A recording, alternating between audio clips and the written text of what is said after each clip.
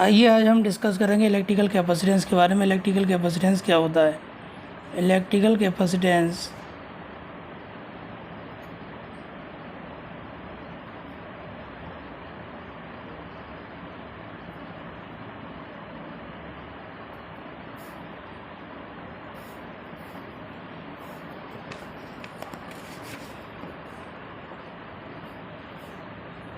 Electrical capacitance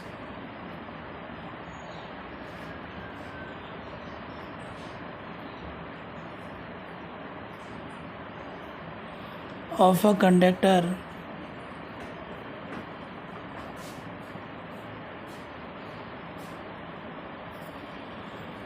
electrical capacitance of a conductor is related to its ability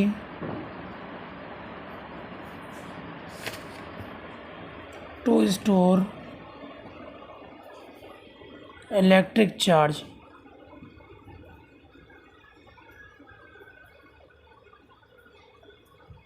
electric charge को store करने की ability को हम electrical capacitance कहते हैं।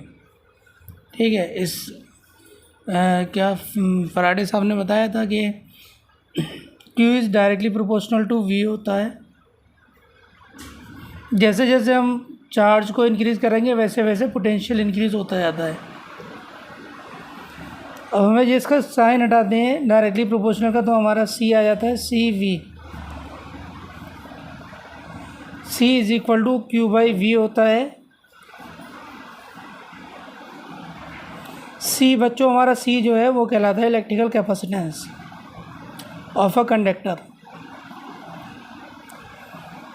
Where C is called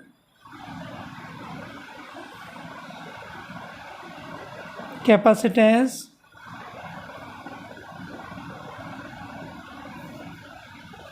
off a conductor.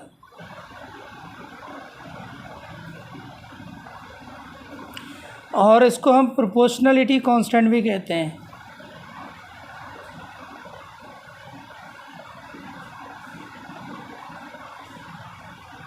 Proportionality constant.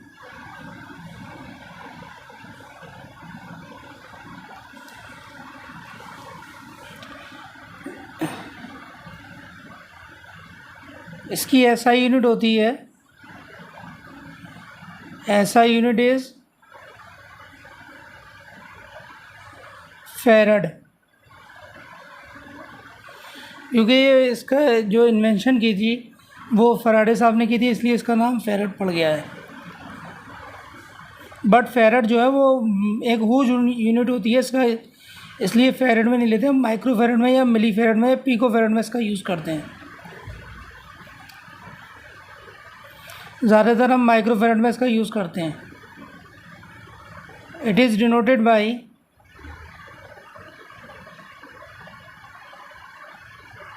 F इसका symbol होता है, इसे डिनोट करते हैं बच्चों। ऐसा यूनिट फेरड होती है, it is denoted by F से रिप्रेजेंट करते हैं, नोट करते हैं। और ये डिपेंड नहीं करता,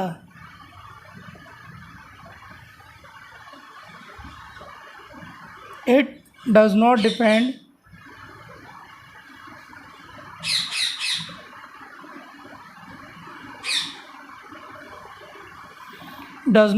on the charge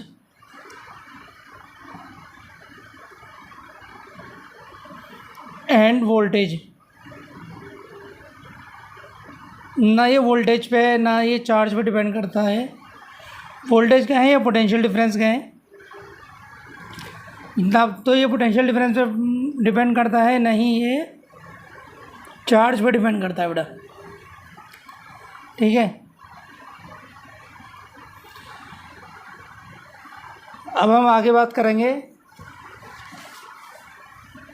capacitance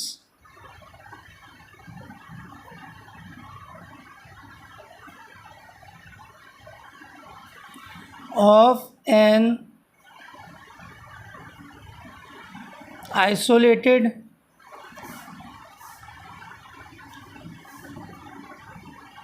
spherical conductor,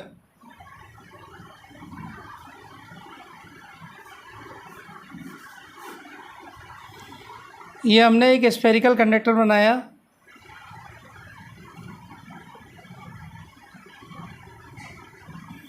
इसकी रेडियस हमने आर मानी, स्मॉल आर। जितना भी चार्ज हम कंडक्टर में देते हैं तो कंडक्टर में inside the conductor charge zero होता है, इलेक्ट्रिक फील्ड भी ज़ीरो होती है। चार्ज जो टोटल चार्ज होता है वो आपका सरफेस पे पाया जाता है कंडक्टर की। तो potential difference we know that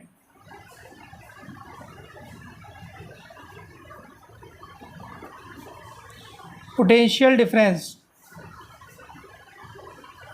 is equal to 1/4 pi epsilon naught Q by are.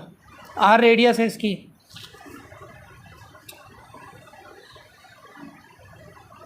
We have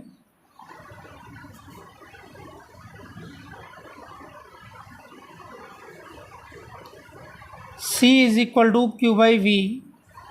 हमें कैपेसिटेंस निकालना है तो C is equal to Q by V करना होगा। V की वैल्यू यहाँ से उठाएंगे, यहाँ पुट कर देंगे, बस आंसर आ जाएगा हमारा। V की वैल्यू हमने उठाई यहाँ से 1/4 pi epsilon naught Q by are.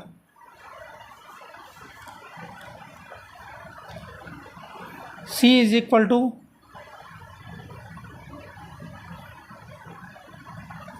ये ऊपर डिवीज़न फॉर्म में, मल्टीप्लिकेशन फॉर्म में लिखेंगे तो ये ऊपर पहुंच जाएगा। 4 pi epsilon naught R is divided by Q. ये आपका जो है स्मॉलेस्ट क्यू और आपका ये कैपिटल क्यू दोनों बराबर हैं, इक्वल है। Q is equal to Q, ठीक है।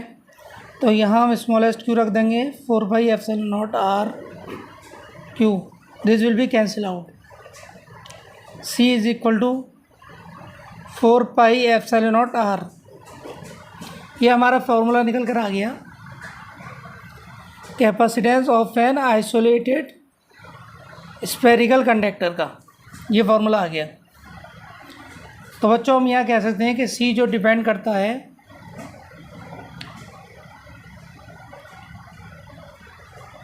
It depend only upon the size. ये साइज़ पे डिपेंड करता है, कंडक्टर का साइज़ किस तरह का होगा उस पर डिपेंड करेगा। It depend only upon the shape. Shape पे भी डिपेंड करता है ये।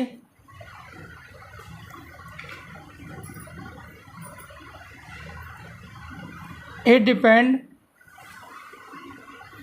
ओनली अपॉन दी ज्योमेट्री पे डिपेंड करेगा, ज्योमेट्री पे भी। तो ये डिपेंड करता है बच्चों, साइज़ पे डिपेंड करता है और ये शेप पे डिपेंड करता है और ज्योमेट्री पे डिपेंड करता है, किस तरह की बनावट है उसकी, उस पर भी ये डिपेंड करता है ज्योमेट्री पे। तो बस आपको यहाँ तक लेके आना है। इस पर न्यूमेरिकल अब हम देखते हैं आगे। इस पर न्यूमेरिकल देखते हैं। ये आपका डेरिवेशन हो गया कंप्लीट।